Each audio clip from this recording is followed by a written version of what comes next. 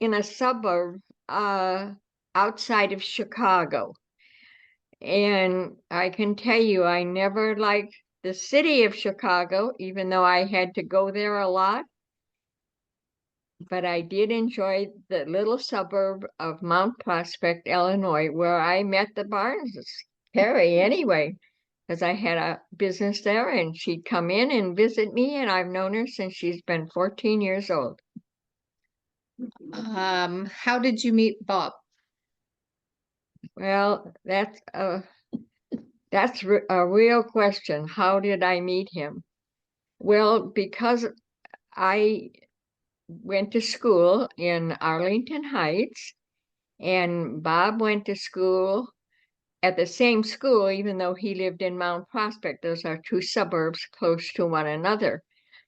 And he, one day, I had to take the school bus, and he happened to take the school bus. And when he got on the bus, I was sitting in the back of the bus, and he got on. And in my head, and I heard this voice as clear as ever. I still can hear it. It says, "Oh, look at him. That's the man you're going to marry." Now, I know that might sound strange, but that it lingered in my mind all through high school. I was a sophomore and he was a senior. He went off to college for 2 years, but I never could get him off my mind. I asked people what his name was and who he was, and I went through the whole detail because I thought, gee, I'm supposed to marry him? Well, nothing happened, but he went off to college, and then, believe it or not, that's a whole different story, which I can't go into tonight because it would take up the whole night. But he ended up calling, actually calling my brother and asked if he and my cousin Coco and I would like to go to the movie. He'd like to treat us to the movie. So I guess that was my first date with Bob. And from that day forth, we spent a lot of time together. And I went with him for several years. I was 16 at the time, and I married him at age 19. When, let me see. Do you have any other courtship or wedding stories of your own that you would like to share?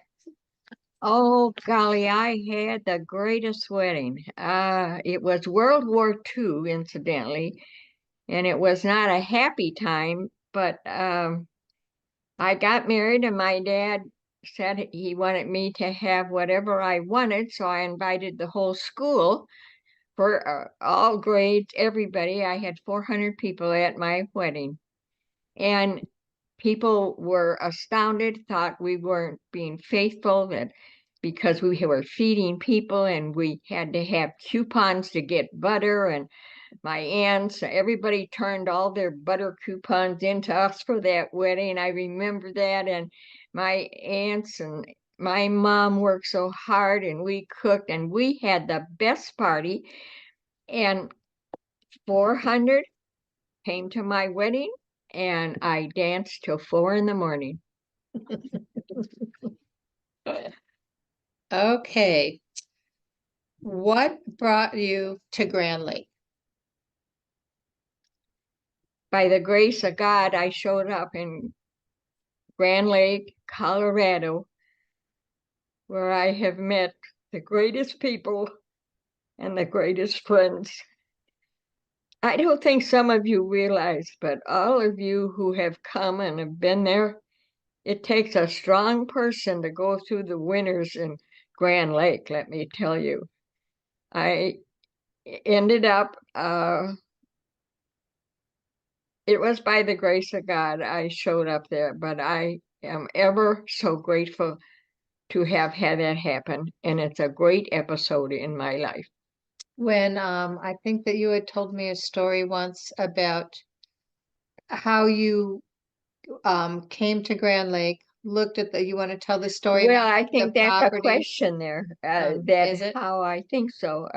Oh, what other ranches did you Yeah, look at? yeah. At the time, what I did, um, Bob, my husband, always wanted to live and see the mountains and live in the mountains. Um, he was 16, his mother died, his father took him out west, and he saw the mountains for the first time. So by the time he was 16 on, he wanted to go back to the mountains. So he would write to every real estate person in Wyoming, Montana, Colorado, and ask to see ranches. And so he did that all the time. Well, my brother was in Colorado Springs and I hadn't seen him for years. And so I thought, Bob and I made a pact after the war that we would never go anywheres without each other because we were separated and married in 2 years. He served in the war and I was alone and had a baby and did it all without him. So we decided we'd never separate from one another or go on vacations separately. So, but this became my business. I traveled all over the country and helped people and lectured on health and nutrition. And so uh, I said to Bob, I want to go see my brother. And I knew he would let me do that. And I said, plus, there's a ranch for sale in Colorado Springs. And so I could do two things, Bob. I could look for that ranch you want. So I was, sort of using that as an excuse, but it worked. I went to Colorado Springs, and from there I saw my brother, got on a train that took me to Granby, Colorado.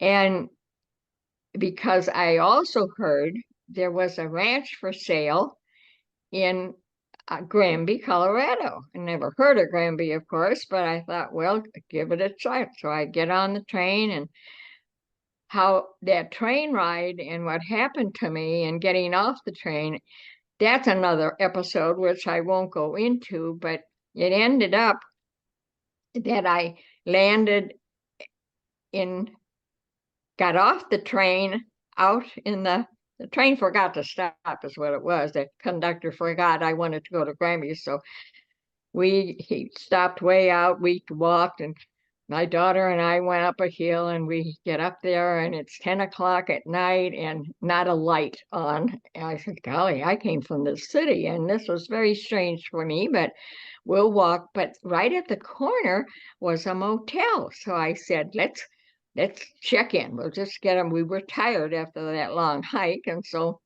we went in, no clerk. Doors were open. Nobody rang a bell. Nobody showed up. And I said, oh, I'm so tired. I said, well, let's go see. Maybe we could go up the stairs and find a room. So we just were going to, I had to get in bed. That was it. I had to get in bed. So we go up the stairs and we open a door and there was an empty room, an empty bed. And we thought, great. We shut the door and Susie goes and she says, Mom, there's no lock on the door. And of course, we came from the city and everybody locked everything up. And I said, I don't care. We got in bed, got up the next morning, came out, and here was this little village.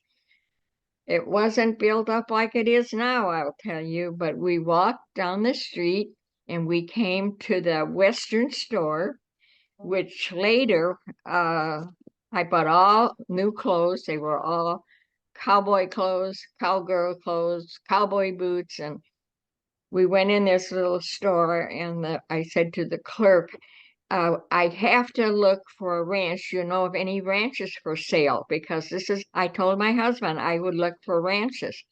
She says, oh, she says, I know. Yes, we have the best ranch. It's called Sea Lazy U. And to this day, Sea Lazy U is considered one of the very best guest ranches in all of Colorado. They have a great reputation. Trav works out there all the time, and he says it is fantastic. Well, I happen to know the owner of Sea Lazy U, because she was a Jewish lady from Chicago.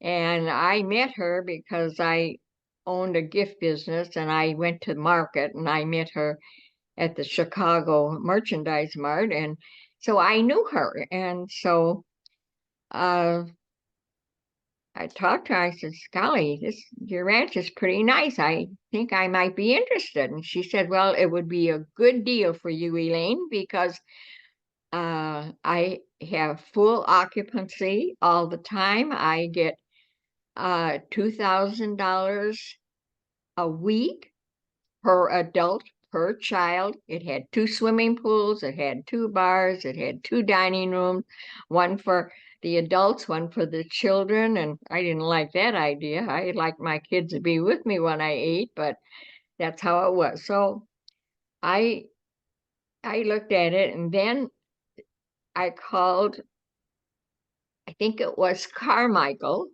He was in real estate in Granby at the time, and he took me to Devil's Thumb. And then there was another ranch outside of Quemley. I don't remember the name of it, but they were all lovely, wonderful, thriving businesses. But the realtor that came from Winter Park that showed me Sea Lazy U, he said, I could show you a piece of property and it's the prettiest piece around. It's in Grand Lake. And I said, oh, the lady at the store said that that was the best place. Her husband fished the river all the time. He says, yeah, let me show it to you. And so I guess because of that, I drove with him. And when I drove through the cattle guard and saw the mountains, that's the first time I ever saw a mountain. And I felt like an ant next to those mountains. I mean, they were big and majestic, and I felt like such a nothing that it really impressed me. And so I spent an entire day. I was from the city, wore a suit, silk stockings, high heels, of course. And I traipsed that ranch for a whole day. Went, climbed over fences, ruined my shoes, ruined my stockings. I came back a disaster. But when I finished with that, I looked at the man and I said, we'll buy your ranch. And he looked at me and he says, really? So it ended up, we did. It took a lot of things. The next day, I had Bob fly out and we walked the ranch again. And he looked at it, and took Bob a long time to make up his mind. Every night, Susie and I prayed that he would want to buy it. I knew he had to make the final decision. I knew right off the bat that had to be what God wanted me to do, but I was quiet. For me to be quiet, it's not easy, but I was very disciplined. I was quiet. And finally, it ended up one day, and after 4 months, he said, You know, for 4 months, I've been thinking about that ranch. Oh, my eyes lit up, and I said, Oh, really? Acted like I didn't care. But it ended up, we called the realtors, and so we ended up buying Winding River Ranch. What year was that, Elaine? Huh? What year was that?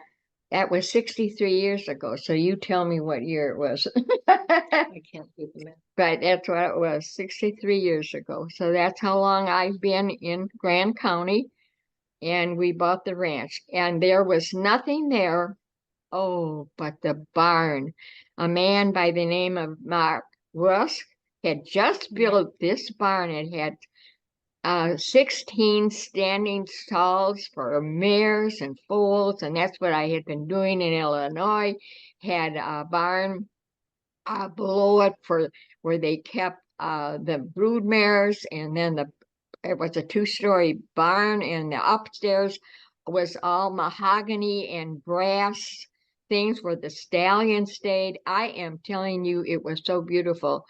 So when I got to see all of that, uh, uh, I had that in my mind when I looked at this property because it had another beautiful barn and I had a place for my horses. So I said to Carmichael, I said, Yeah, I said, I think we'll buy it, but we'll have to wait on my husband. Took him 4 months. Bob decided to buy it.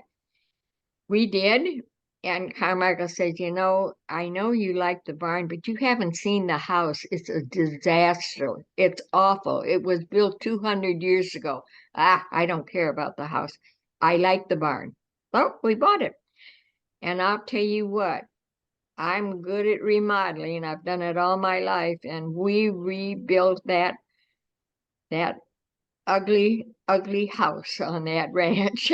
And the little cabin behind it, Loveland, they called it Loveland, was an ice house for the people in Grand Lake. And they cut blocks of ice and they kept it in sawdust, and people used that to keep their food cold. So that was on the ranch. And the other building, it was so bad, we just tore it down. I mean, it was so bad. The boys lived there for a while, but it was terrible.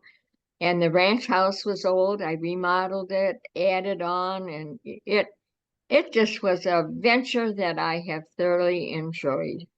But that's how we ended up in Grand Lake. And what has kept you here all these years? What has kept me here? That's interesting. Um, to be honest, I think I was so impressed with the people that I met in Grand Lake and the caring and how they help one another, because a lot of people then helped. They helped me. We had several catastrophes. We had a fire. We had a boy lost in the mountains, and a guest had gone up and lost their son. And everybody, they closed their businesses. They all came out. We to search for this boy. The rangers came out. I mean, every time I needed help, these people didn't even know me. I was from a city, and but they always showed up to help. And I was so impressed with the quality and the love and the people. You're all tough out there. I tell you, it takes someone tough to live in the mountains in the cold weather and start businesses, and it's half the year it's good and half the year it's not good. I just admired that so much that I just never left, and I will die there, and I have a cemetery on the ranch, and I'll be buried there. Good to know. Um, how did your vision for the ranch change as time went on? From the when you first arrived there to becoming the Healing Ranch, how did all of that become what it did? Well, I guess when I first moved on the ranch with my 3 children, and it's interesting, I said, you all bring a friend because we got work to do. And each one of my children brought a friend and their friends. We rebuilt that, remodeled the ugly cabins, the ice house, the ranch house, and they helped me work. And the interesting part was Bobby married his first wife that came and helped work. She was in college and he brought her to work. uh, Susie brought Wes, who now owns the resort, and she met him in college, and he came and worked, and he still's working. He tells me that I don't let him stop, so it's all my fault that he can't stop working.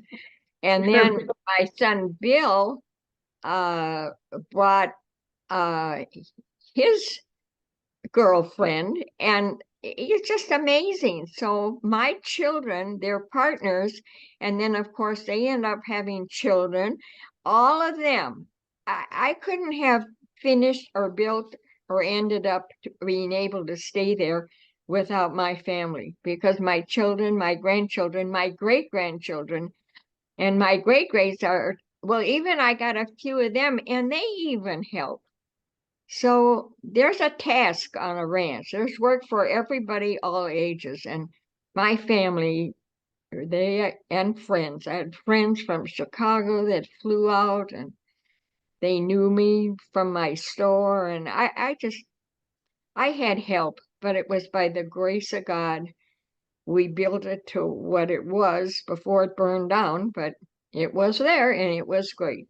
Did but You had it, you built it up and then it became a guest ranch. And then you also started having people come for health and Right. nutrition. And when did the pool go in and those Yes. kind of, how did that all come to be? Well, it ended up that as a guest ranch because my friends in Illinois came and they would stay, and that's what I just had a guest ranch with two cabins. Well, then we had to build a few more cabins, and then I'd get people. They'd come in, they come for dinner, and they end up with a headache. I said, "Oh, sit down. I'll take," and I start massaging them. I take their headache away, and so one thing led to another, and I just was always helping people feel better. If they get a headache or they had an ache or a pain. I had gone to school and was a massage therapist, so I would massage people. And so it ended up that pretty soon I was getting more people coming that needed help. So I just sort of grew into that. I uh and it's still like that. And even though it isn't there anymore, I'll tell you, it has enriched my life. I have met people all over the country, even people from Germany and Italy and all over that have come for me to take care of. And some of you might be old. I don't know. I have people like Wanda Jackson. She was just now put in the Hall of Fame with Elvis Presley, and she was a guest. And I had, uh, the saxophone player, my dad's favorite. He came and he had his own band. And I know I had a lot of interesting people that came to the ranch. Sonny and Cher, it would be Cher's father. He was a guest and he kept coming back and he kept supporting me in a lot of ways. So I had a lot of people that were influential, and one person helps another person helps another person. So I couldn't have done any of this without my family and friends and good people. When did the pool go in? When did you guys put The the swimming pool pool? went in, oh golly, that was probably years later, maybe 10 years after uh you see, I like to swim. When I was in high school, I went to a high school that had a pool, and I was on the swim team, and I competed, was in competition with swimming. I never could win with the crawl, but if I could always win with the backstroke. Now, I've never answered how my body would do that, how it would go backwards, but it wouldn't go forward. But I could always win that. And then we used to do all that ballet stuff in the water. So I was a real water person. So I missed that by being in the mountains. So I thought, well, why don't I just build a pool? Just never told anybody about that. But, Small. and this certainly didn't tell Bob because everything I wanted to do, Bob was a little on the negative side. And if it was going to take money, he was against it because he wanted to hoard his money. So he came from a banking family, the Busses. They owned the whole town, as Carrie would know. Yes. And so we were on two different planes there. I like to build and conserve and save money and spend it, but Bob only liked to spend it. So we did have our trials there. But I just ended up, I had a guest from Illinois who was a builder, also in Illinois, and he had come out and he'd help me with the ranch. And he also built swimming pools in Chicago. So I said, I'd like a indoor swimming pool because the mountains, what good is a pool if it isn't indoors? Because half of the time it's so cold, you couldn't swim anyway. And I said, could you build me a swimming pool? And he says, oh my golly, he says, in the mountains? I said, yeah, in the mountains.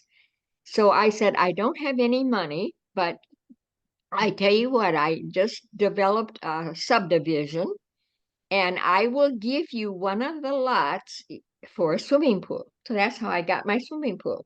Good deal. And there was a builder in town that was building, I don't know who it was, but he had ordered beams, these great big beams. He had 4 beams. And when they came for his job site, they weren't the right size. They made a mistake. And I heard about that. And so he said, how about I went to him and I said, what are you going to do with those beams? He says, oh, he says, I don't know. He says, I said, I'll buy them. What do you want? He says, $100 a piece. $400. I started that swimming pool. Pretty interesting. And so around those 4 beams, after we put them up, that's how I built that building. And then, of course, I added on and I added on and I added on. And then I had my own apartment there eventually. I lived downstairs. We had living quarters down there. I had a place for help. It just goes. I never, ever run out of ideas. I guarantee you. And I might be close to 100, but I tell you, I still have a lot of ideas. When the people in town in Grand Lake during your years that you've been in town, uh, who of neighbors and friends were some of the folks that have been most important to you in the community of Grand Lake? Well, you and your family, of course, because I've known you forever. And Bob Scott, I tell you, that man, he calls me even now, every 2 weeks. I don't know if he calls me to see if I died because I'm so old, or if he really called. And I said, that's just sort of a pun, Bob. I know you call because you never fail to say how much you love me and miss me, and you're happy when I get home. And it is true. He is just something else. And I think all of you people that know him, I have never met a kinder, more loving man than Bob Scott, and he's very special to me. And I pray for him often, and I know he prays for me, so that takes care of that.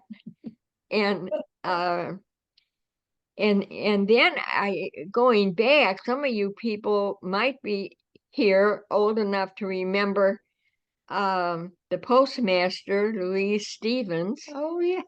Oh my gosh. Oh my gosh, she'd come for massages all the time. Her husband was in the courthouse and he ran that, and Steve, and he'd come for massages.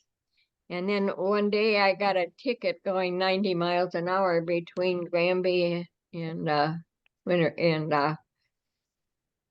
I guess Grand Lake, and I got stopped by the cop and pulled me over, and I said, oh, give me my ticket. I'm in a hurry. And he looked at me. He says, you certainly are. I clocked you at over 90 miles an hour. What do you think you're doing? I said, I'm going to a horse sale and I have to show up. They took all my horses and they left all their papers.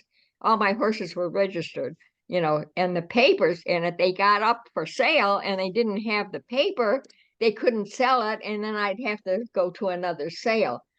I said, you know what? Just give me a ticket and don't look at what I'm going to do. I'm going to go 90 miles an hour till I get there. And the cop looked at me and he said, I can't believe you. I said, I know a lot of people don't believe me, but believe me, just don't follow me. I'm only going to accept one ticket and I'm going 90 miles an hour. And that's how it happened. I got to the horse sale. We sold all the horses. I came home. It was a great day. You want to tell them the story that you were just telling me about about Hobby Southways family? The who? The Southways, about that little story. She just told me a great yeah, story. because I made a point. See, when I came from Illinois, I knew everybody because I married a Busse who owned everything. They had the grocery store, the car dealership. The library was named after his grandpa. The highway was named after him. He was county commissioner in Chicago, the only Republican with all Democrats that got reelected 50 years in a row. Now, I'm going to tell you, that tells you something about a man's love and character. I mean, I just love Bob's grandpa. I can't tell you. I'd go in his office and he'd say, come over here, sissy, and sit on my lap. And boy, I'd hop right on his lap. I just really love that man. But yeah, that's sort of interesting how all of that molded around, Well, tell the story about the wedding at the Southways. The what? The wedding at Southways. Oh, yeah. So then, that wedding, I went, like I say, anything that was on, I made a point of being invited. I belonged to the Women's Club, Juniper Club, Library Club. I joined everything so I could meet people because I didn't know anybody. And I came from a place where I knew everybody. So when Southway was having a wedding, it's a Southway, and she's having the way I got invited. And so I said to Bob, come on, let's go. He says, oh, you are going. I don't like it. Bob liked to stay home and watch television. That wasn't me. I wanted, but he went. And we went to this wedding. And to this day, I have never experienced a wedding like it. Everything was fine. And when the ceremony was to start, the bride was there, a Southway bride. Minister was there, and they're looking and they couldn't find the groom. So I ended up, the groom walked out. He disappeared. And so she said, oh, well, I guess he didn't want to marry me, but you know what? Let's have a party anyway. So I danced all night. I mean, I've never experienced anything, but that's how it was in the mountains, I might add. See, who else would do that but somebody that lived in the mountains?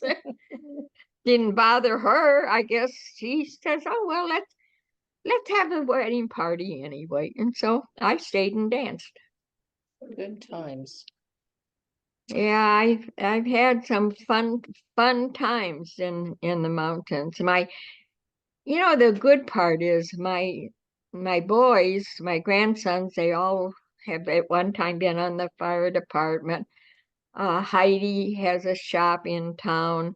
Bobby and Travis work and build and work in town. And my family has become a part of the community. And I am very proud of them that they got right with it. None of them have left. I have, like I say, that brand new baby. And would you believe, out of all of my family, we have a family party every Christmas, and 55 showed up, all under my husband and I. That many children. So my family is huge, but every one of them live in Colorado. Nobody ever left, and they're not in some other state. They're all a lot in Grand County, you know. Donna and crew there, that kind of is it for the questions that you had given us for Elaine. Unless Elaine, you got any other story you just want to share? Well, I don't There's know. so I know many. that my life has been definitely enriched by all of this, but I'm just so grateful that my grandchildren were able to grow up in the country instead of the city of Chicago. That's all I gotta say. I mean, they've all learned to be a part a part of the community. A lot of you, Heidi probably does some of your hair. She always wanted to be a beautician, and she is, and she's a good one. And everything my kids do, they do it thoroughly. My Bobby, oh my gosh, he learned how to do everything. And then Kaylee, who, oh, I love the horses. So Bobby, roped, and Travis roped, and they did it in competition. Kaylee, the best little barrel racer she was fearless and won every buckle. She had 5 buckles. She won.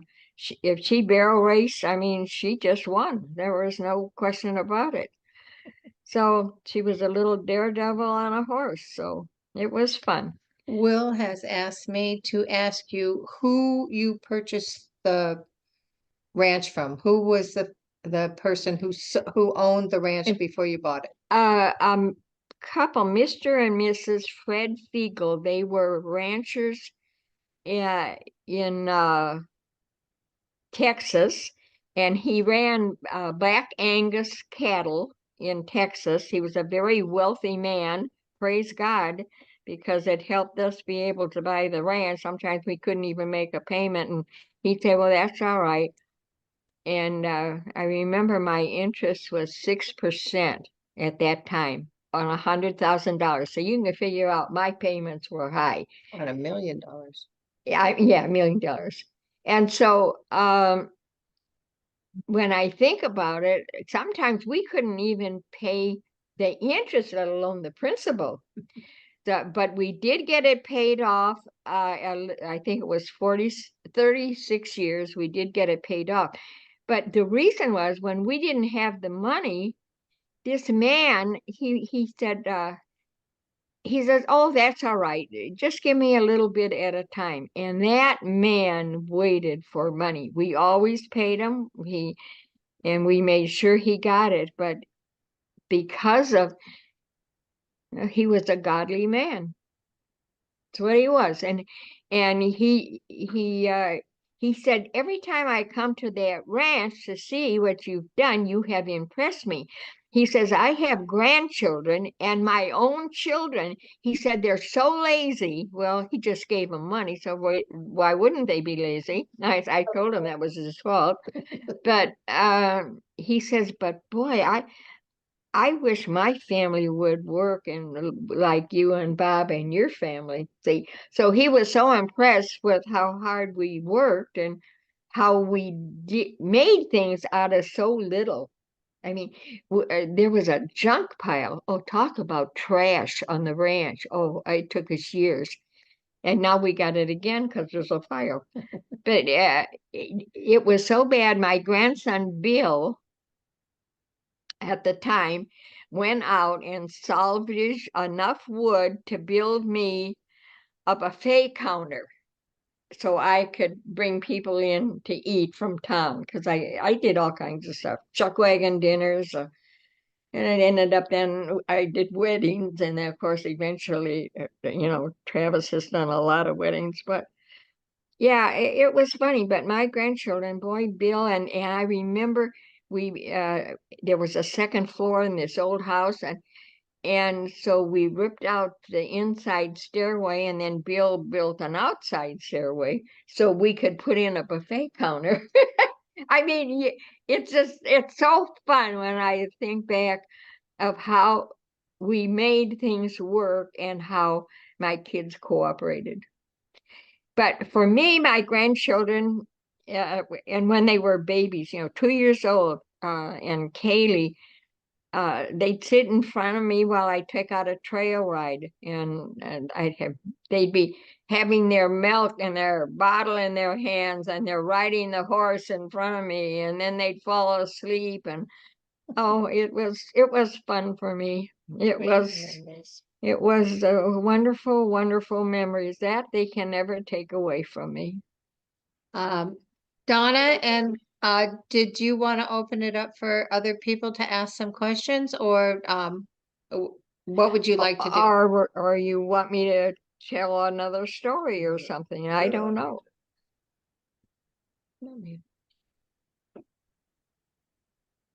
No, turn it on. Yeah, okay, all right, go ahead. So, yeah, because we can't hear him. So Helen is going to ask some questions. Yeah, Janet. Okay. Get that, Will? tell the story of when she was the marshal and the way down. Yeah. Oh, What is it?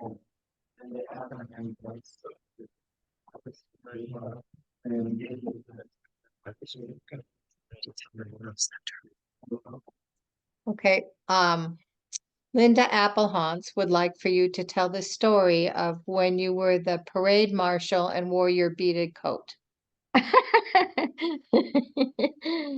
So Linda's there, so you can say hi to her. Linda and Frank are there. Oh, hi, Linda, and hi, Frank. Well, I'll tell you what, they've been some of these friends I talk about, they're just precious, precious, and they're so good to my Travis, and they have a Travis too, but yeah, I rode that Buffalo barbecue parade, and I think it was my 53rd year that I did this. It was 2 years ago. And Marcia and Wes bought me a special jacket to wear. It came from, golly, where did it come from? Italy or France, or I don't know. It came from someplace. The jacket weighs 10 pounds. And when they put it on me, Heidi, it almost blew Heidi over, and she got it on me. And Travis, I couldn't even get on the horse. Travis had to lift me on the horse because the jacket was so heavy with jewels. Isn't that wonderful? Jewels. I'm not a jewelry person particularly, and it's a good thing because I lost all my jewelry in the fire, even my wedding ring and my engagement ring, and you know that. Yeah, I I don't know. I just have had so many little things happen, but I've been blessed. And you know, one of the things you asked me about my relationship with Bob, I remember he asked me to marry him, and the date was July 17th. I don't remember the year. I could count it back, but I remember it was July 17th, and he proposed to me, and we were at a cabin that his grandfather owned in a little lake called Sylvan Lake outside of Chicago, or closer to Mount Prospect. And I looked at him and I said, "If you take my horse." And he says, "What?" I said, "Well, I'll marry you if you take my horse." I had this horse, I'd had him for years, and he says, "Oh, of course I'll take your horse. I'll do anything. Just tell me you'll marry me." And I says, "Okay, but now remember, you promised to take my horse." I tell you, my life years later, when I had the uh, horse estate in Illinois, I had 29 horses there and a stallion, and I sold most of them, moved 16 of my best mares to Colorado. We hauled them. Oh, I think we had to make 3 trips with my horses and brought the stallion, and we did all that. But as years went by, Bob said to me, and it is sort of hysterical. I think it was on our 25th wedding anniversary. Would you know my husband never even got on a horse once? Though all the years I married him, and on our 25th wedding anniversary, he says, "What would you like? I want to get you a gift." I said, "I want you on a horse." "Oh, I can't get on a horse." And he was sort of achy then, and he had some arthritis. I said, "I'll get you on the horse." So okay, he'd get on a horse, and it was the funniest, and the ride I'll never forget, because we brought the horse up alongside the pool building and the ramp, and we put the horse right on the ramp. So he's on the ramp, and all he had to do was lift his leg over and sit in the saddle, because there's no way he was going to get on that horse. Well, we got him on the horse, and we ride, and we went all over the ranch, just the two of us. It was my fun ride that I'll never forget. But the funny part was Bobby and the boys were out building at that time a lake. They built a lake on the ranch, and they were working and digging and working. And Bobby sees his father on a horse, and he looks and he double takes and he looks again. And and of course we didn't do the phone thing, but when we got back, he said, "Boy," he said, "how did you ever get that man on a horse?" And I said, "Well, it was a gift for my anniversary present." But I always remember that. I have a lot of funny stories, that little things. Bob really didn't know how to handle me, and that's okay. Nobody really does, and so it's okay. I I really believe uh, a lot of people miss life, because they don't follow through, and it takes perseverance to follow through and have your own business. That's why I admire all the business people in Grand Lake, because it's not easy. But every one of you, I try to support everybody best I can, and it's very wonderful.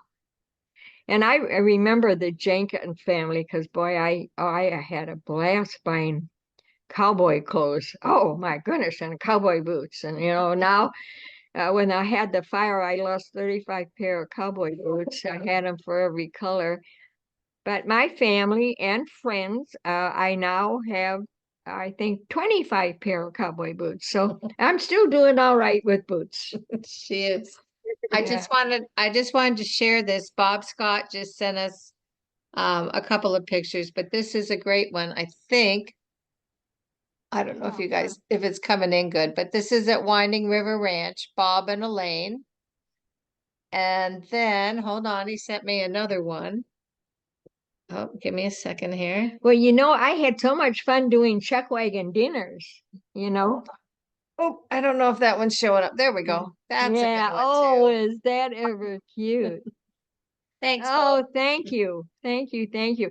We used to have chuck wagon dinners, and then in the upper part of our barn, we had square dances and danced after we'd eat, and we did that for years. And I remember Kaylee, she was 3 years old, and every time we'd have the chuck wagon dinner, she would go around and she would do the chicken dance like this.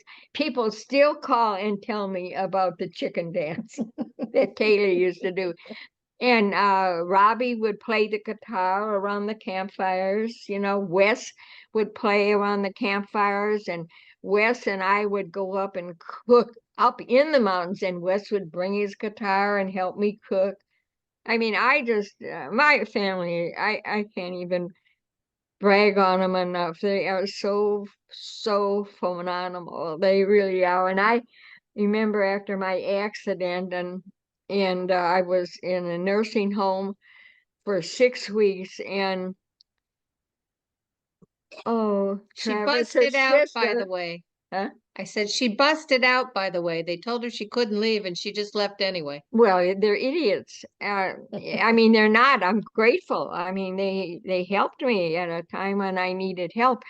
But I just can't take medication. I have never taken it. I have never had an aspirin, and I'm not going to take it. So that's that. But and they'd try and shove it in my mouth. I'd spit it out. So they didn't like me very well, but that's all right. Some of them liked me, and I don't really care.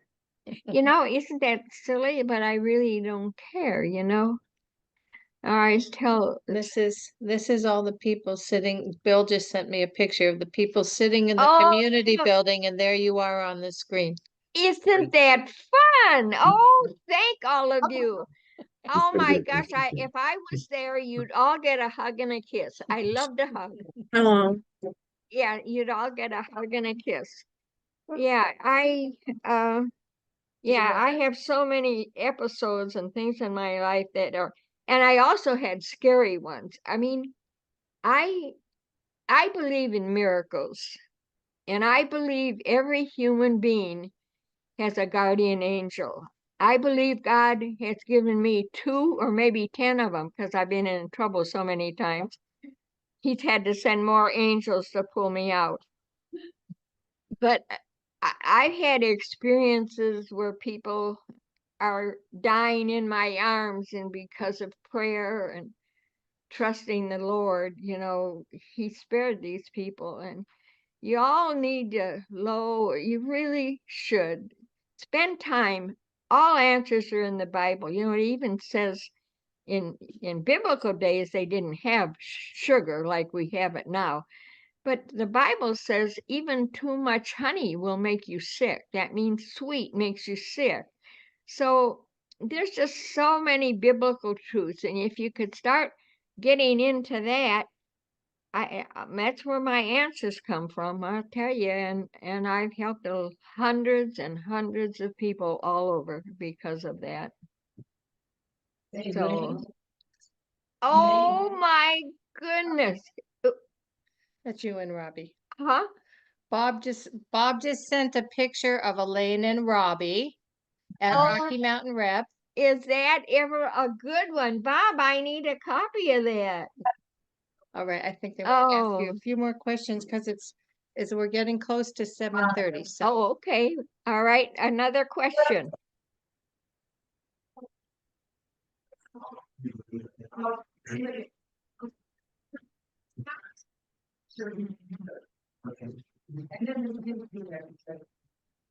Can you hear it? no. Yeah, I can hear you well.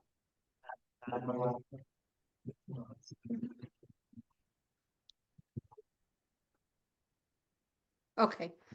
All right. So they want you to tell about the tapestry behind you, Oh, and then we're gonna adjourn. okay. They're just gonna close. Well, we have a fantastic flea market down here, and I go to it at least once a year, sometimes twice a year. I just love to do it. And this one year I'm walking, and this big tapestry was laid out on top of other tapestries, and I looked at it and I thought, oh my gosh, that looks like Robbie. I mean, like Bobby, because Bobby used to take pack trips with me. That's how we made money. He'd have to take a pack trip and all the food and the people and camp out, and that's what we did. And when I saw that picture, it looked exactly like the ranch, and it looked just like Bobby. So I bought it and hung it up, and that's why it's there. It reminds me of those trips. I remember one pack trip he took out of a couple and three children, one boy and two girls. And Bobby had an interesting little sense of humor. And the father said, now, is this going to be safe? And Rob says, sure. And of course, I always wore a 6-shooter if I went in the mountains years ago. Now you don't have to do this. But when we got there, these mountains were full of bears and lions and everything, because nobody does it. Now everybody's up there with four-wheelers, and I think they've hidden and they go on the other side of the mountain where nobody can go. But I mean, at that time, you had to be careful about that. So I always wore a 6-gun, just in case I'd run into a lion. And we did one pack trip. I mean, a trail ride, a pack trip with babies. See. And I just stopped and I said to all the people, turn your horses around and start going back where you came from, and I'll stay here. And I just watched. So, and I said, and just make your horses just go slow, because if you go fast, a cat, a bobcat, or a mountain lion, they have the same instinct as a house cat. If you do anything like this, they pounce on it. So if you run into them, we would always warn our guests, you just move very slow and just go the other way. But anyway, we ran into this lion with babies, and I had my gun in case but I didn't have to use it. But it was a safety precaution. Now I'm telling you, there's so many four-wheelers up there. There's so many people up there. The animals, they've all had to pretty much disappear. They go on the other side of the mountain. Well, you want to thank everybody for coming? Mm. You want to thank everyone? Oh my gosh. I don't know. I know some of you I don't know. But thank you for giving up your evening that I could share my life, which has been the most blessed person in the whole world. And I thank God for it. And I thank all of you that I've known and who have helped me. You're just precious to me. And if you ever need help, even though I'm supposed to retire, if you need help, call me. I'm available. And if I don't have the answer, I will find someone that has it for you. And I love you and bless you and praise the Lord for each and every one of you. Bye.